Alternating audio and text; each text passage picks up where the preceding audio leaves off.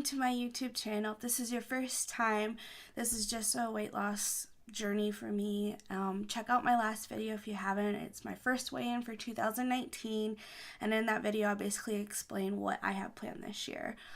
Those that did see my last video know that this video is about what happened, why I went MIA for a year. And those that are new, just let you know I'm here and I'm here to stay. So basically I'm just gonna start around where I was about to have my son. I was about, let's say it was like a few months before I was about to have him. I started having really bad complications, just racing heart, like heart palpitations, what it is, and my blood pressure and all of that was just not normal. And then it just like kept getting worse towards the end of the pregnancy. And so I had to deliver my son a week before his due date. So I was induced, and the reason why they did that was because they were afraid that I was going to have preeclampsia. I was showing signs. They did all the tests, which I was fine, but because I was showing signs that I was about to, they felt that doing an induction was going to be safe for the baby and myself. So we went with it. So he was just a week early, but he came out healthy and everything, so we thought. Which we'll get into that later. Then after I delivered him, I thought maybe I'd feel better. I know each labor is different. Like with my daughter, it was a lot harder than my firstborn. But I thought, okay, this one shouldn't be too bad. But I just felt like something was wrong because I was like super dizzy. I felt weak. My whole body just felt exhausted, which, I just, pushed a human out of me. So obviously, but it just felt more than that. Like I felt like there was something more going on.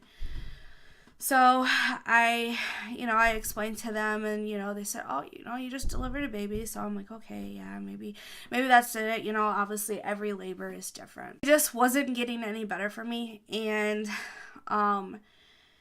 they just gave me pain medicine. They said, it'll take some time. It was a hard labor and all of that. I was in labor with him for 17 hours, I think. My labors are long.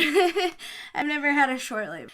But anyways, so I go home, and you get to hold your baby and enjoy all of that. But I really couldn't. I was in so much pain. Days went by and nothing was getting any better. I couldn't keep anything down. I was exhausted. My husband had to help me a lot, and the pain was like in my right side and my left side, and then it was in my back, and it was just my chest too. Like I would have heart palpitations. I thought it would be gone once I had my son, because when I had my daughter, I had the same issues, but it was pretty much gone like a week after I had her. But in this case, it was not.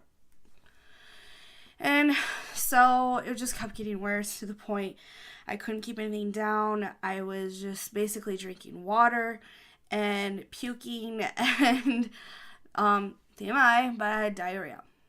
And I don't know other people, but I like to look at that just to see, because like your poop kind of tells you what's going on with your body. And at this point I'm just like, I need to know like what's going on. So I looked in the toilet and I saw like it was like little yellow nuggets, like it looked like gold nuggets or whatever.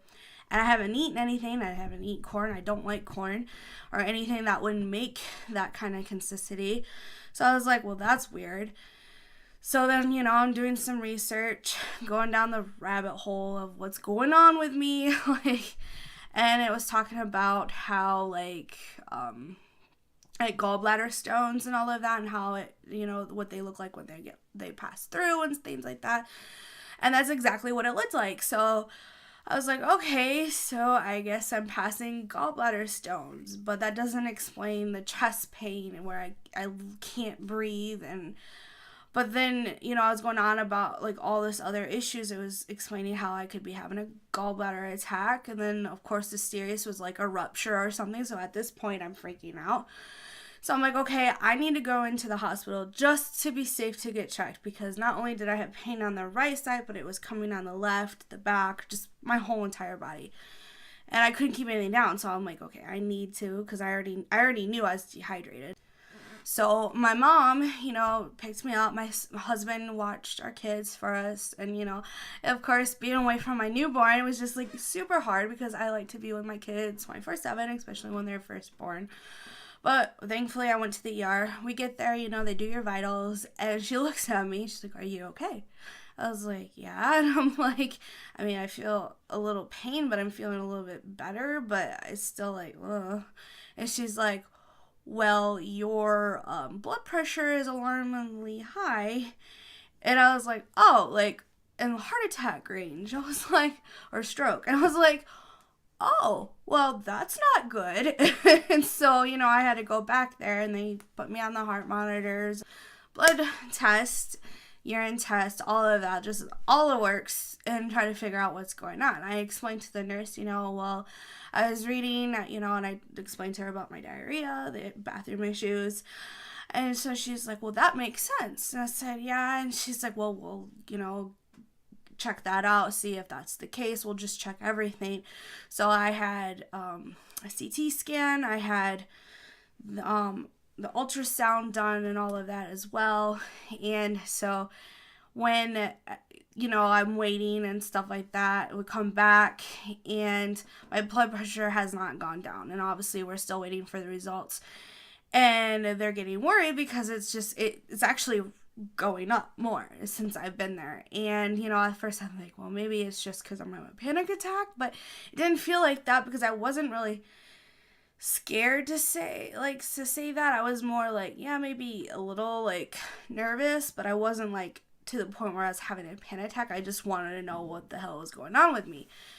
And so she's like, "Well, we're going to put blood pressure medicine into your IV because it's at the point where it's concerning." And I'm like, "Okay."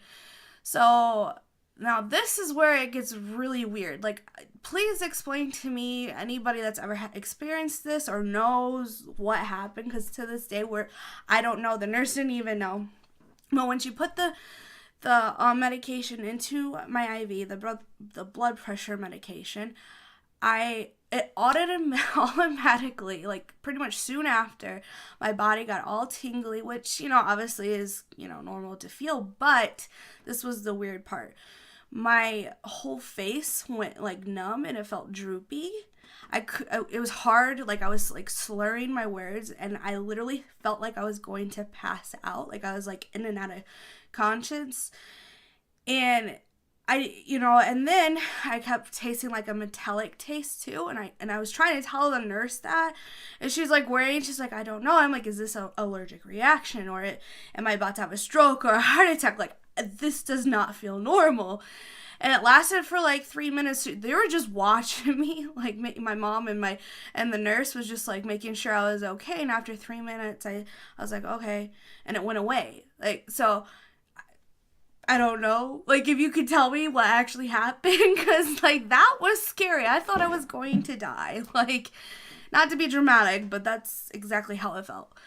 And then after that happened, we waited about, like, an hour later, and, she, gave me some pain medicine and stuff like that, because I was still in pain, just, like, Tylenol.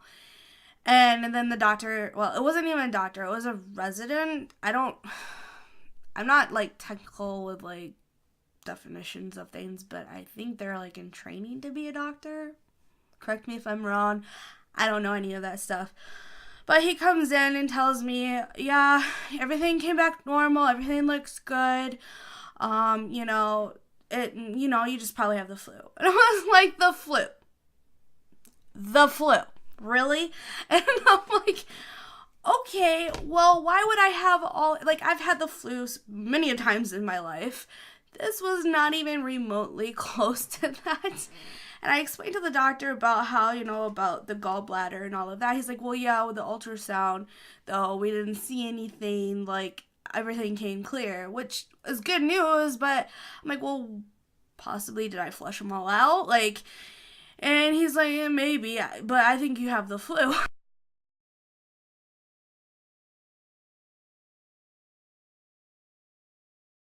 I was like, oh, like it did not make any sense to me. Like he wouldn't look at me, wouldn't like just acknowledge me. Like the fact that he, it just kept saying the flu, and I'm like, I know it was more than just the flu, and the fact with my heart rate was also high, not just my blood pressure, but everything was just out of whack. And I talked to him. I said, should I be worried? Is that like, could I possibly have a heart attack or a stroke or something? Like, these numbers are pretty alarming, aren't they? I mean, that's what the nurses have told me. And he's like, yeah, but I've seen higher and I've sent those people home before. You're fine. And my mom and I looked at each other and we're like, okay. And he's like, yeah, but just to be on the safe side, go to your, making an appointment the following day for, to see your OB to see if, like, it's anything like that. He was explaining how, like, women can have preeclampsia. It's another term, but it's like preeclampsia after you have your child. I can't remember the exact name. So some of you might know. But it's pretty much the same thing, but it's after you have your kid. And that's what he might have been worried about with the whole blood pressure and how I was feeling. I was like, okay. But just to be dismissed like that and just tell me, yeah, just go home, you're fine, don't worry about it. Like, things get worse, just come back in. Okay. I'm like... So we wasted our time, basically, other than getting, fluid pumped into me, some medication. They did give me blood pressure medicine, too. So I was, I had to start taking that and, monitor my blood pressure. I'd have to, like, check it every day.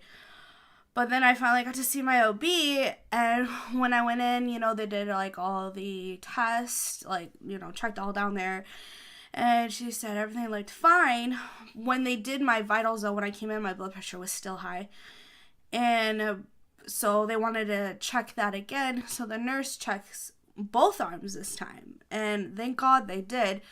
Because one arm was normal and the other one was extremely high. Sometimes it's normal to have one a little bit elevated than the other, but the numbers were completely off, and they checked more than once to make sure it wasn't, their part or whatever, and they even used like several different cuffs and stuff like that, so we knew it wasn't on their part.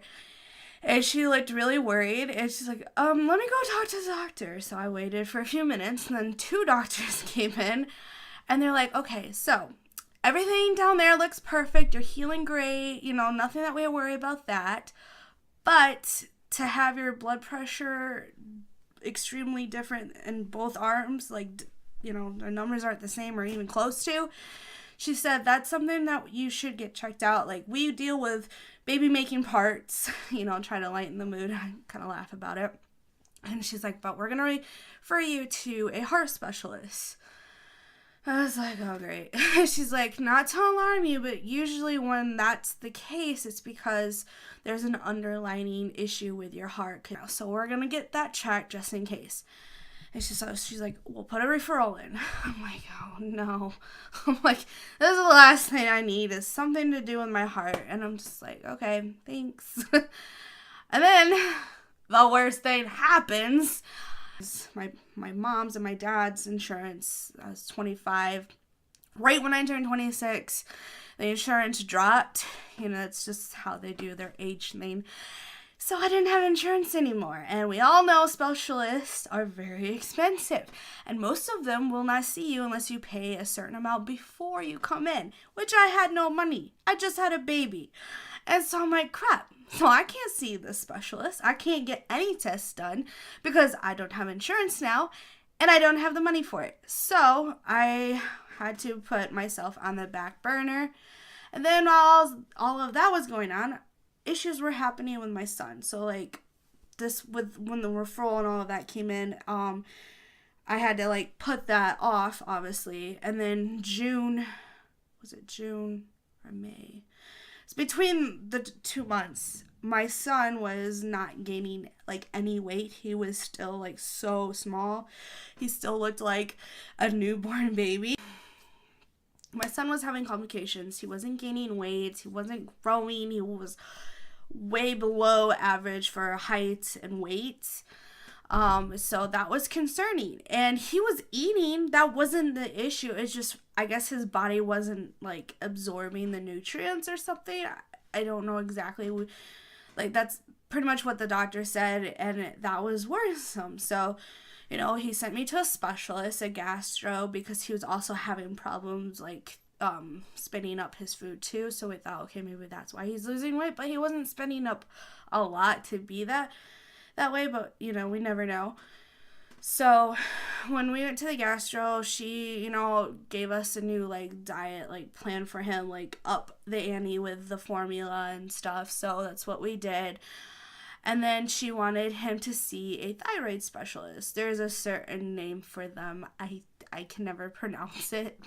And I have a thyroid condition. It's hypothyroidism.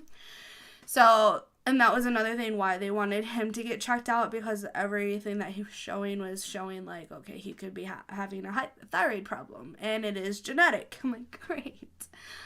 Like, this is just, so great.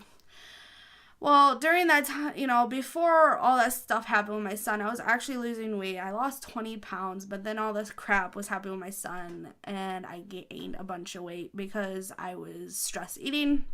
I was really emotional.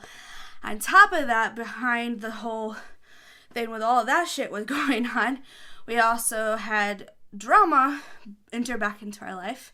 So as you all knew, the 4 people that we got rid of out of our life, we let back into our life. Huge mistake. So many red flags. So just little things. I was just already stressed out about that kind of stuff too. So I'm just like stress eating. Little things here and there was just like becoming too much for me. And then his thyroid specialist appointment came up, and they did blood work and all of that. They also did a sweat test because they were afraid that he had, like, was it CF? I can't remember what. I can never pronounce it, so I believe it was. I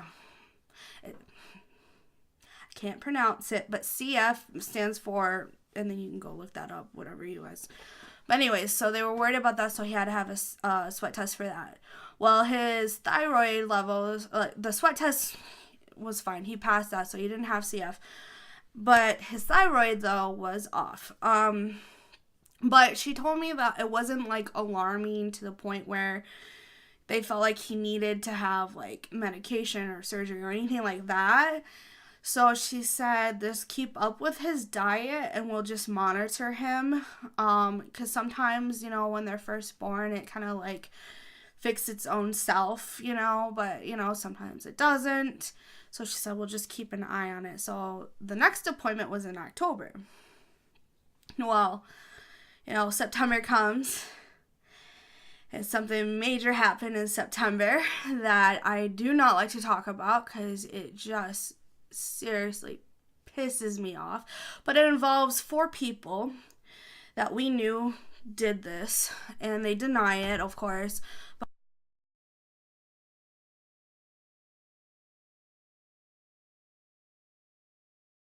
But out of all of that ugliness that happened during that time, I got a really good therapist. And so that was like the only great thing that came out of that nasty crap. But we actually blocked those people back out of our life because we knew it was them. But then, of course, I just kind of caved in and let them back into my life, which was stupid, like soon after, a month later. And, just it kept showing signs that I knew it was them. But October comes. My son gets tested again for his thyroid. The levels are still off, but it wasn't like anything alarming. She said, okay, so now his next appointment is in spring. But the good news is he does not need to see the gastro specialist anymore. He's actually a very healthy, chunky baby, and he's on set with everything he's going. He's marking his goal, or getting to his goals and all of that. So he is very, very healthy and such a cute little boy. But his thyroid's still off, but that's, something that we're obviously keeping an eye on. And in the meantime, with everything, I'm, stuffing my face because I'm stressed, I'm eating, and, depression's starting to sink in some more, and it just kept getting worse and worse. And then Thanksgiving happened, and just, like I said, I'm not going to get into so many details with all this drama that seems to keep coming to me every time I have them back into my life. So I just, again, stuffed my face, and I knew right there everything that I knew was correct. They just were not, they're bad liars. And I think most people know too, when you have, I don't know, like I was always taught, my dad was in the military, so he ingrained us how to read people, how to, learn signs from a liar and things like that, and trust your gut instincts. And I'm a very sensitive person. So I don't know if you believe in that, but most people do, like energy and all of that. Like I can read a room, like I can feel energy, and when I know something's off, something's off. And I knew from the beginning, and like little like red flags would pop up, and I just kept doing it to myself, and I kept pushing it down, because I'm just like, I'm a pushover. And my therapist, like, I don't understand why I do this to myself. My therapist, I talked to her about it, because like, this isn't the first time I've let these people back into my life again. Like, I keep doing this to myself, and the same thing keeps happening. And she's like, and I'm at the point where maybe I deserve it because I keep doing it to myself.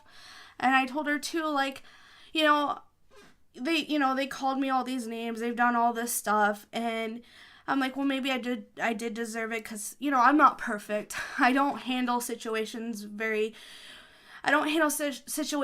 sometimes. I say things sometimes too, but the difference is I do take accountability for what I do, and I do apologize, and I try to make it better. That's what's different. And they don't take accountability for anything. And I know I said I wasn't going to get into everything, because I'm not going to, but that's just the gist of it. And my therapist told me that, it's good that you take accountability for what you do, but don't take their accountability, because that is their issue. Stop blaming yourself and making excuses for their behavior. And I think that was one of the things that was really hard for me to hear, because I'm the type of person that constantly give people chances, and I'm constantly getting hurt time after time after time. And I know I'm not perfect, and I think that's why I keep doing it, because I know that I am trying to better myself, and I give these people these chances, but like, they don't show any different. Like, they just continue with their behavior. Sorry, I don't want to cry, but my therapist has been working with me with that a lot, and it's been helping a lot for me, because like, I turn to food a lot, and so she's been helping me with those, like, better coping mechanisms and things like that, because again, I would turn to food, and the holidays was the worst, and I kept turning to food, and I kept getting depressed, and I just kept putting myself into that. I kept doing it because I was so angry, and I was so hurt, because all I want is just everyone to be happy and get along. And I know I'm not perfect, but I try. I'm just like, it just seems like it's always on me. It's always my fault. It's always this and that. And I can't do it anymore with them, as much as I try. And is hard. Like, it's not easy to walk away because, like, trust me, I want these people in my life. You know, they have children too, and I want my kids to grow up with them. But I don't want to keep dealing with this, and, like, it's hurting me. It's affecting me, obviously. And so it's like I need to get that toxic out of my life because I'm a negative person, and I don't do well with that kind of stuff. So I knew that I had to make that change. I'm sorry, guys. I knew I had to make that change because if I didn't, I would just keep going downhill. And so, you know, my therapist has been helping me with that, and I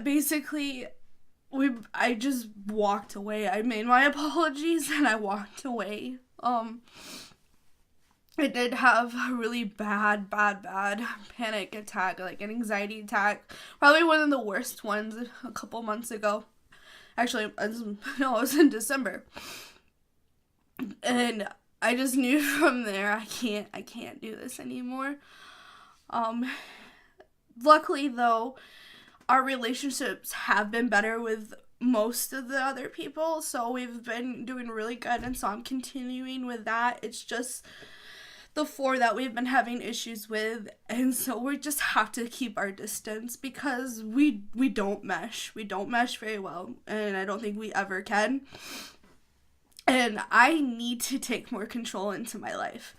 And I'm so grateful for my therapist. She's really opened my eyes. And I think the biggest thing too is what will help you is also opening your own eyes to yourself too, knowing that, you know, it's not just everybody else, it's you too.